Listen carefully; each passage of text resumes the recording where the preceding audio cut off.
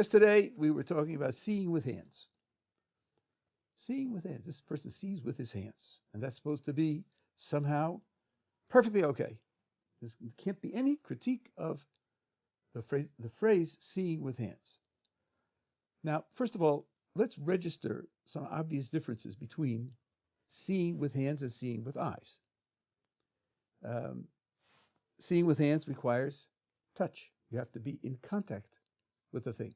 Seeing with eyes doesn't require being in contact with the thing that you see. With your eyes, you could take in a whole scene. With your hands, at best, you could take in one or two objects at a time. You look at a scene, and almost instantly, you have comprehensive knowledge of the scene. If you're seeing with your hands, you've got to feel the object. It may take time to feel all the surfaces of the object, on top and bottom and the sides. It's a time-consuming process, which means it requires memory in a way that vision does not. What about images to be seen that have no feel, like what's printed in a book? You can't feel that. You can't see that with your hands. You can only see that with your eyes. Seeing with your hands is implemented by the nerves of touch in your hands. Seeing with eyes is implemented by the retina and the optic nerve. So the physical implementation of the two are very different. Seeing with your eyes is vastly, vastly useful to a human being. Seeing with the hands can't cover 1% of the ground of seeing with eyes.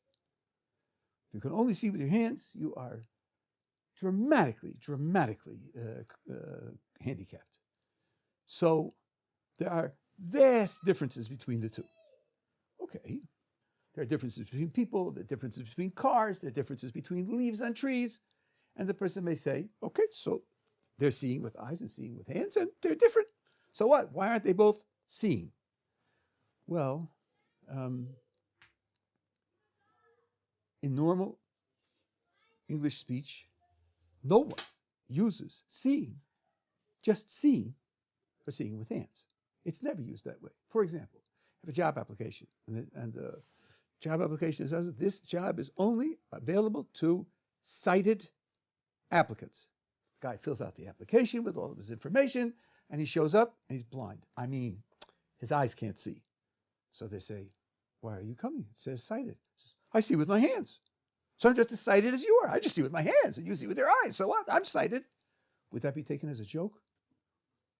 Would you trust that person with any other task, with any other information? If he's inclined to respond to the word sighted that way, I think you'd be very cautious in trusting him in anything else, because he seems to be unaware that in normal English, see means optical vision. It doesn't mean feeling things with your hands. That's not what it means. If you say, see with your hands, people will understand that. They'll understand that as a metaphor. It's not the literal use of the term. It's a metaphorical use of the term. Metaphor is very important in language, but it's also very important to distinguish between literal and metaphorical. And the distinction can be shown by the job application, or, for example, suppose somebody says, I saw the book. Could you imagine someone asking, you said you saw the book. Could you explain which way you saw it? With your eyes or your hands? As if see is ambiguous, could be used either way. And since you didn't specify, what you say is ambiguous, not clear what you're saying. So I'm asking you to clarify. Did you see it with your eyes or see it with your hands? Is that a normal response to anybody speaking English? Not at all. So I think it's obvious that in normal speech, see isn't used to include see with your hands. It could be a metaphor, yes, but a metaphor is different from literal speech. That's point number one. I'll give you another example, which I mentioned yesterday, but I'll repeat it for the sake of the recordings. Imagine that there's a legal agreement between two people, and A is signing the agreement that says that every 15th of every month he's got to show up in B's office and give him $10,000.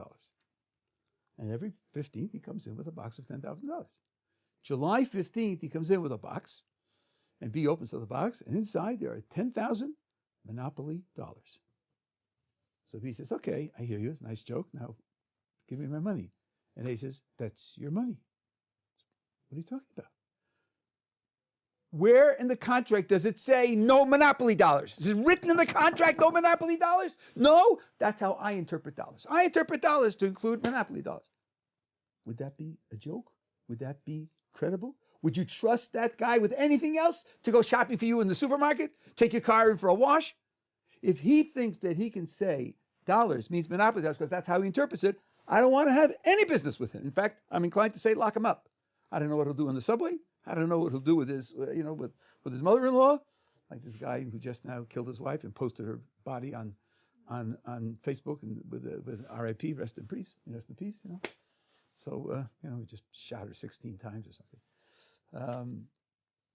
I don't think if a person reacted that way, you would trust his intelligence or his judgment because you're in a setting in which what's in question or what's in play is literal English.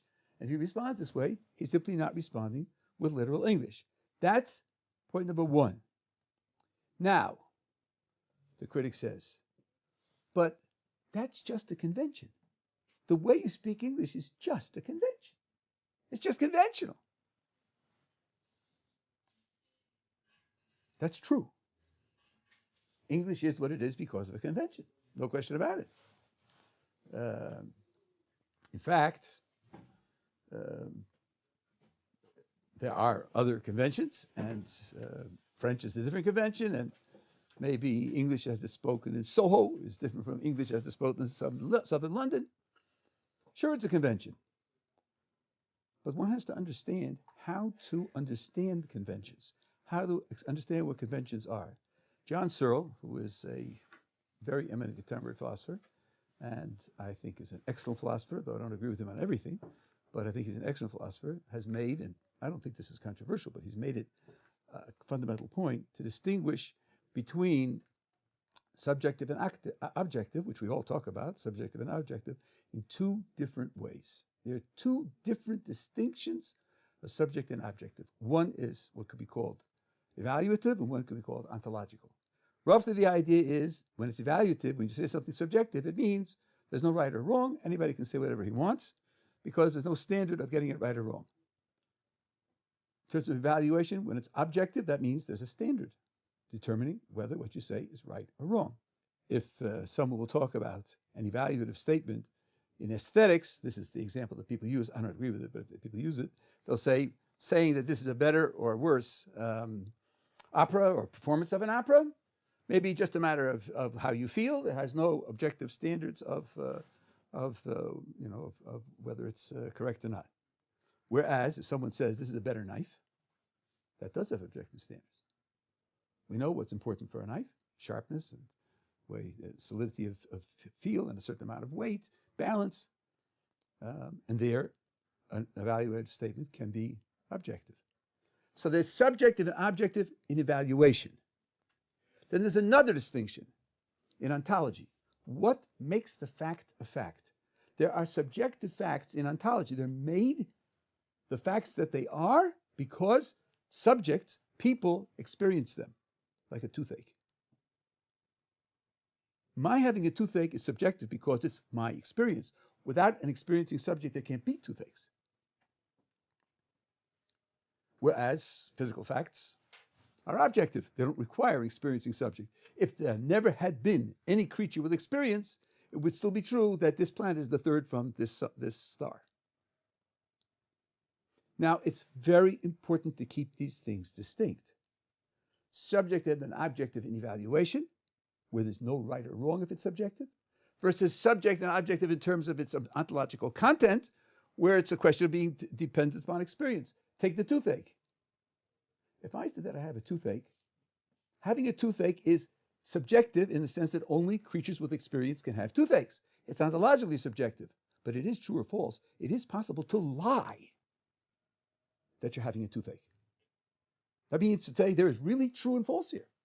The fact that this is a description of my experience doesn't mean that it's evaluatively subjective. There are facts about experience. People lie about pains in order to get certain kinds of benefits, and later, if we catch that we're lying, so we hold them as responsible for it. So the fact that something depends upon an experiencing subject for its existence doesn't mean you can say whatever you like about it. There's no right or wrong, no correct or incorrect. Mustn't confuse subjective as evaluation, where there is no right or wrong, versus subjective as that's the kind of fact it is. That's the piece of the world that makes it true is what's going on in an experiencing subject. Those are two different subjects. And there are ontologically subjective but evaluatively objective facts, like sensations. Whether or not I'm having a toothache is a real fact. It's just as real a fact as that this is a table and that this table is brown and it's made of wood. The fact that it's describing my inner experience doesn't make it any less an objective fact. Objective in the evaluative sense. There's a right or wrong about whether or not I have a toothache, just as there's a right or wrong about whether or not this is made of wood. One type of ontologically subjective but evaluatively objective fact are social facts.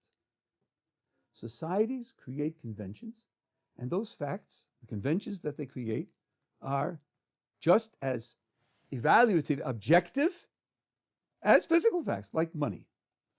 The fact that this piece of paper is money is based on a convention. It's only a human convention that makes this a fact, that makes this money. That doesn't mean you can say what you like, that it's free, that anybody's opinion is as good as anybody else's.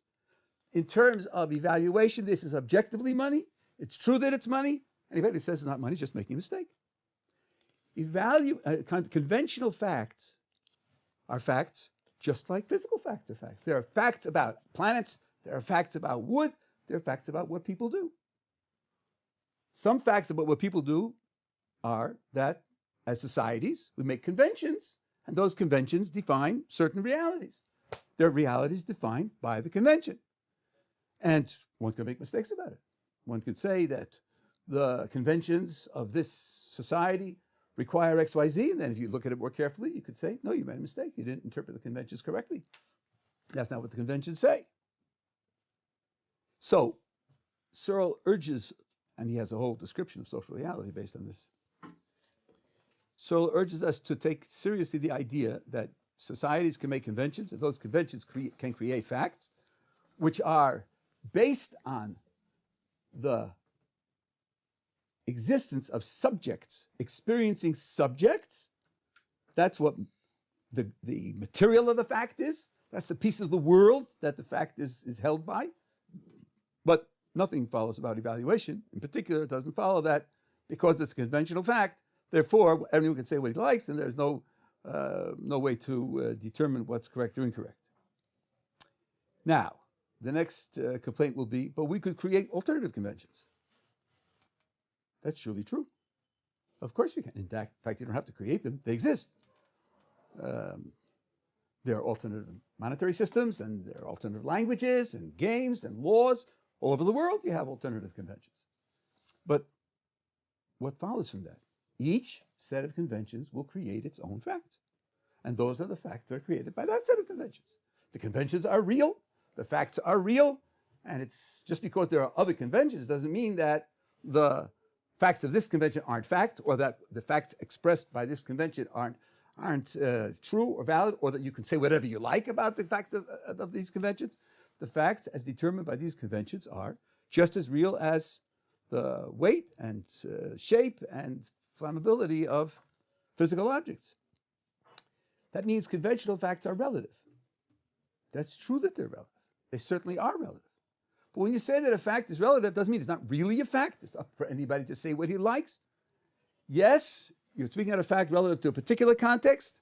Go to another context, and the fact will be different. Correct, it will be different. That doesn't mean that in the first context it isn't what it really is. It isn't there, it isn't true, it isn't correct, it isn't binding.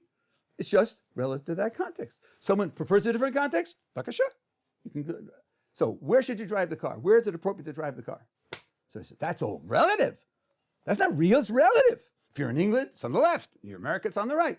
Correct, it is relative. So when you're in America, can you say what you like?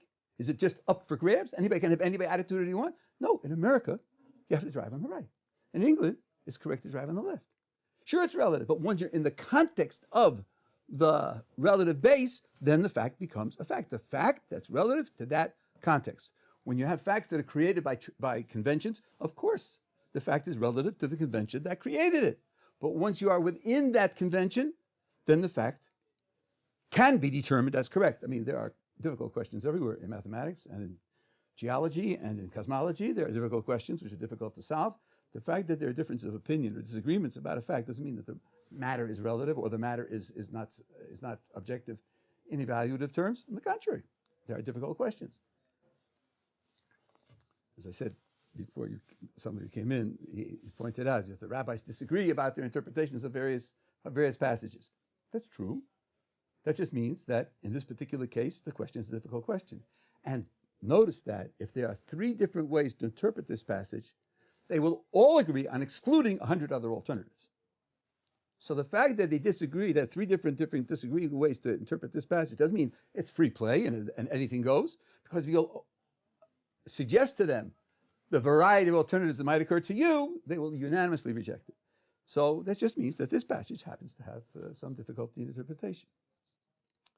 The final move is for the critic to say, this is about the 4. Oh, by the way, I put it on the paper, I should say it out. Language is just such a conventional reality. Language is based on conventions of people as to how they speak. They don't have to speak that way. Other people speak differently. There are subpopulations that don't speak the same way as the other subpopulations, and that's recognized. And people will tell you, if you go to this population, then you have to know that over here, like when I first went to South Africa, and they said, if they tell you you're going to do it just now, it could be any time in the next 2 weeks. So you as an American speaker don't realize that. But in South Africa, just now means whenever I get around to it. So thank you very much. That was very important. I'm trying to set up my schedule and achieve what I have to achieve. And somebody said, just now. I said, tell me exactly how many days and hours that's going to be. Whereas in English, somebody said just now, I would assume in the next hour. So there are variations. Sure, there are variations in the conventions. No question about it. Now somebody says, yeah, but look, you're talking now about facts that are determined by conventions. And conventions are arbitrary. A person could have made the convention any other way that he likes. And there are alternative, equally arbitrary conventions. A fact that's determined by an arbitrary convention, it's itself arbitrary. It's no more solid than the convention that it's based on. If the convention is purely arbitrary, then the fact is purely arbitrary. But that's not correct. That's not correct. First of all, that this convention determines this fact rather than another fact is something that you can almost always determine. Laws are made by conventions. The American laws are made by the American legal system, which is an American convention. It isn't a serious contender that when it says 60 miles an hour, it really means 60 miles an hour from 10 a.m. to 11 a.m., but the rest of the day you can drive at libitum. That's not a serious contender. What the conventions determine in a particular case is usually very clear. As I said at the outset, someone uses the word seeing, no one's going to ask them to disambiguate. Oh, seeing? Did you mean with your eyes or your hands? Everyone understands in normal speech, in literal speech, that seeing means with your eyes. Can you say seeing with your hands? Sure, that's a metaphor. Metaphor is very useful, but it's also useful to distinguish between literal language and metaphorical language. If you're defending yourself in court, you better not use a metaphor. If you want to keep your friendships, if you want people to rely upon you and to credit your intelligence, you better not consistently use metaphor. People will simply stop interacting with you because they won't be able to predict what you'll do. They won't be able to predict the way you'll interact. They will understand that you are not interacting with others according to the conventions of literal speech. And when they do that, they will judge your psychology and your intentions on that basis. There's another point here. Let's talk about an arbitrary human convention. The fact that it's arbitrary doesn't mean that it is of no intrinsic value, that it's of no intrinsic use, that there aren't serious consequences for simply playing fast and loose with the rules of that convention. Suppose you rely on that convention or those conventions to interact with other people, to communicate with other people. Suppose you rely on those conventions to organize your activities with other people, to organize society. Suppose you use those conventions to analyze the world and understand the world and predict what's going to happen in the world and control the world. Suppose you use those conventions for that purpose.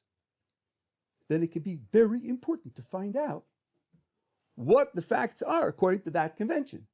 Could there have been other conventions? Sure. So what? You may invent a convention for your group of paying debts with grains of sand. And in your group, that may do that. And that may be interesting and important to you. But if I want my job to succeed, if I want my investments in my business to pay the bills in the business and give me time to develop it, I better know what dollars are. I better know what interest rates are, and multiple interest rates, and Keogh accounts and all the rest, the way the conventions of the society set it out, because otherwise, economically, it's going to be a disaster. So if a set of conventions is used for a very important purpose, then it's very important to know what the facts are that are determined by that set of conventions. Now, interpreting a text is no different from any of these other questions. A language contains conventions, it's built on conventions, it's created by conventions. Part of the conventions are how the language is to be understood. Part of the language is methods for analyzing passages that are puzzling and difficult. That's part of the conventions of the language. And if someone wants to use those conventions because he thinks those conventions are important to him, for example, he thinks that the creator of the universe communicated information to him in a book, then he wants to use the conventions that associated themselves with that book from the time it was revealed and dictated by God to the people who received it. He'll want to know what those conventions are, because those are the conventions that determine the meaning of the book that God wrote for him to live by. Could there be other conventions for using the book? Sure, it could be used for putting yourself to sleep at night, and it could be used as a paperweight, and it could be used to light your cigarette. There are lots and lots of things you can do with the book. It's a free world. You can do as you please. It doesn't follow that, given the book and its own set of conventions that determine its use, that you can say whatever you like. So when a person says, I can interpret it any way I want, that's true. He certainly can. But that has nothing to do with interpreting it in terms of the conventions that gave the language in which it's written its reality, and gave the society which received it and used it their reality. That's the set of conventions that is its home base, that gives it its own historical original meaning. You're free to use it in other ways, but someone who wants to attach himself to that historical record, wants to be part of that historical group, wants to be part of that culture, then there's a set of conventions that determines how the interpretation is done. And I say this about interpreting the Torah because that's my business. But what I'm saying now is it's true about legal contracts, it's true about Shakespeare, it's true about any sort of interpretation, and it's true in science as well. The experience that you have of the world can be interpreted in many different ways. Science has constructed a particular type of interpretation. Other interpretations are available. If you want to understand it and control it and predict what's going to happen, science says this is the best way to interpret it. Okay, so if you're going to do science, this is the way to do it. If somebody says, I'm doing science, and for me, red is just the color of war. So when the sun is red, I say it's war.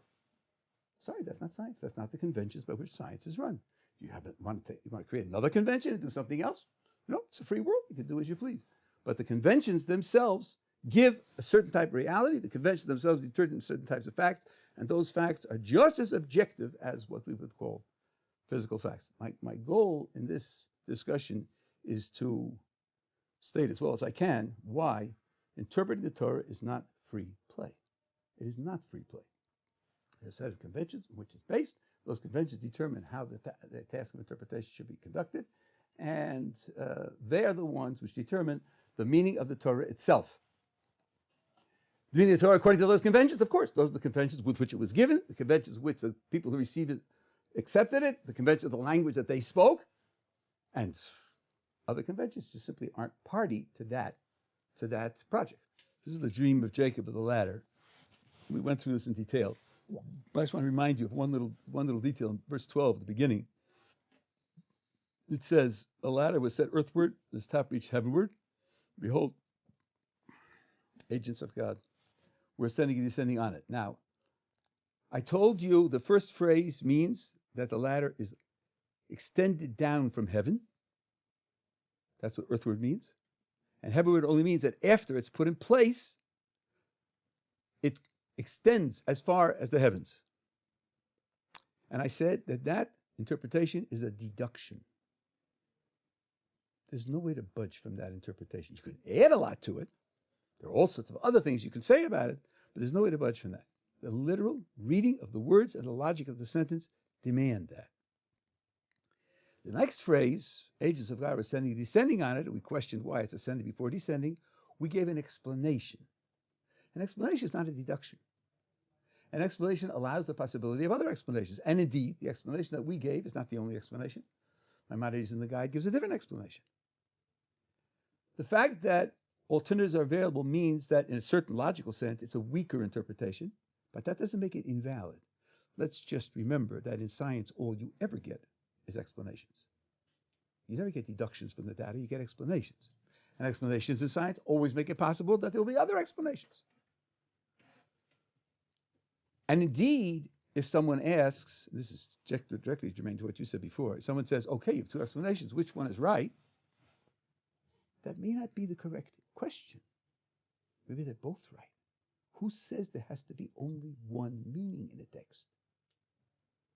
Maybe God wrote it capable of several explanations in order to communicate all of the ideas. L'havdil elef havdolos. What would you say if you're studying a sonnet by Shakespeare? Shakespeare also wrote sonnets, not just plays.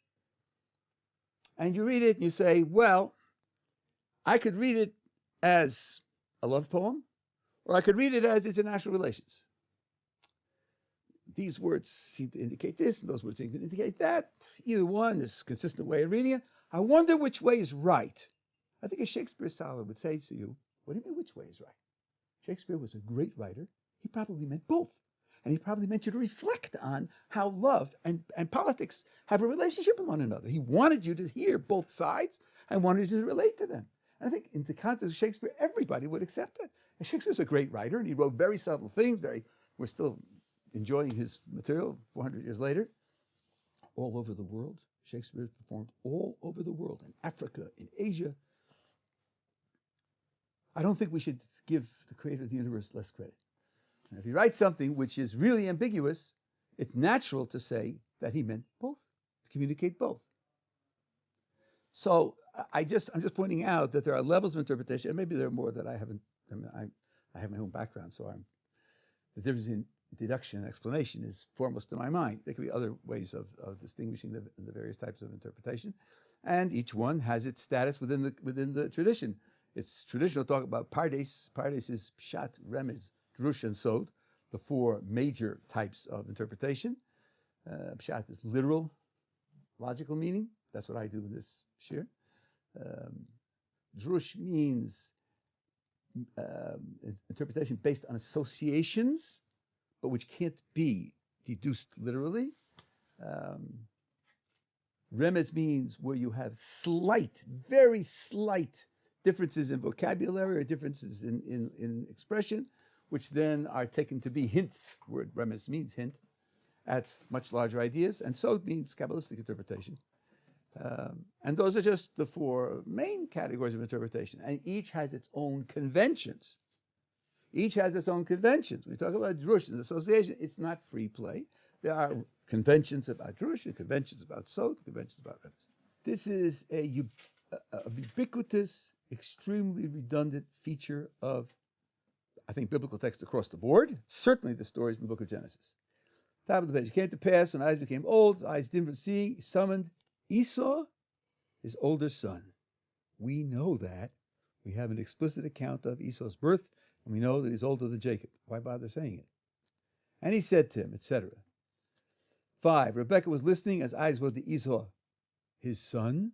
Did we forget that from verse 1? And Esau went to the field. Rebekah said to Jacob, her son. We know that also. And your brother Esau, right? See now, my son, heed.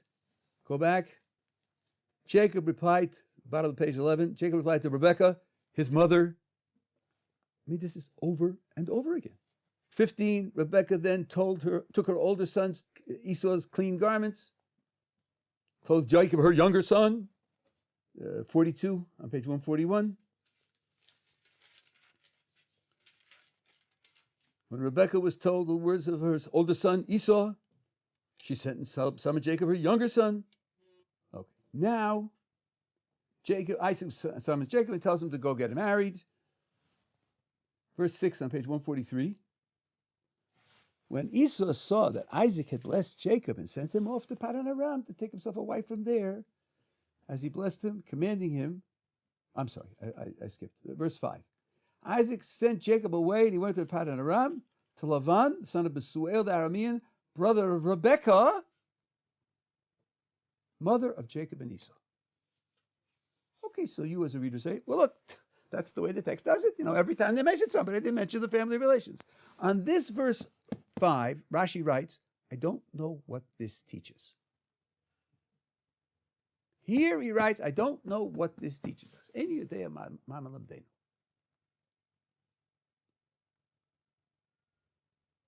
What do you hear from that Rashi? What do you get from that Rashi? He knows what everything else teaches us. Oh, very good. That's fast, right? Some people want to say it's a statement of humility. It is. But since you've had 15 such instances up to here, and he's silent, and here he says, I don't know what this teaches us. Obviously, he's saying he knew what all the other ones taught. He didn't bother to say, which tells you also that Rashi doesn't say everything he knows. He only says when he thinks there's a need for it, where the reader might make a mistake, so he fills it in. So now the question is, what did Rashi know? I don't know for sure because he doesn't say explicitly, but I'll tell you something which I think is on the surface, and I think I can prove it from the next verse that I'll show you. Person does something. He does something for many different types of reasons. And in particular, people play roles in life. And very often when a person does something, he's acting out of a certain role. Imagine a parent who has a child in his class. It's not really, I would say, recommended to do that, but sometimes it happens. So when the parent interacts with the child, he could be interacting as parent and child, or he could be interacting as teacher and student. And by the way, that can create difficult ambiguities for the child. Why did my father say that to me? My father. The answer is because he had to set an example for the class. He couldn't treat you any differently, so he's doing it as teacher-student, not as a parent-child relationship. The text stresses the family relations in order for the reader to understand that the agent did this with the family relationship in mind and as part of an expression of that family relationship. That's uppermost in the mind of the agent is because you're my younger son that I'm doing this, because he's his older son, he's doing that. It continually says that to explain the nature of the action. Now, as I say, that's my own thought, but I think I can show you that there is pretty strong indication of it. Look on page 149. Jacob leaves town as he was told, and he comes to Haran, where his uncle lives, and he sees the shepherds at the well and quizzes them. Do you know Lavan doesn't say who he is, but I love it. Yes, here he is. And here comes his daughter Rachel with the flocks. 9. While he was still speaking with them, Rachel arrived with her father's flock, for she was a shepherdess. 10. Now watch this. And it was when Jacob saw Rachel, the daughter of Lavan, his mother's brother, and the flock of Lavan, his mother's brother, Jacob came forward and rolled the stone off the mouth of the well and watered the sheep of Lavan, his mother's brother. Now, as inattentive as you think people are, putting up with computer screens that are on for 0.2 seconds and so on, still, they didn't have computers in those days when they wrote this, and 3 times in one sentence, you have to tell me that Lavan is his mother's brother? Obviously, the point here is not information. The point is that everything Jacob did here vis-a-vis Lavan is because it's his mother's brother. Not because he's a powerful person, not because he's Rachel's father, not because he's someone who can help him in certain ways. He's doing it out of respect for his mother. His mother told him to do this, and he's doing what she said. 3 times in one verse means that's his total orientation. It's his total orientation. He didn't water the flocks in order to save Rachel the effort. She's a girl. She's there with the flocks. It's going to be very hard for her. Doing something to help her. No, he's doing it because of his obedience to what his mother wanted. I think that is at least an indication on the surface of what these repetitions of family relations do. They give you an insight into the meaning of the action for the agent. And that's what Rashi says. Back here, on page 143, what does it say in verse 5? Isaac sent away Jacob, and he went to Padan Aram, to Lavan, the son of Besul the Amirin, brother of Rebekah, mother of Jacob and Esau. What has that got to do with anything? Nobody's performing an action here.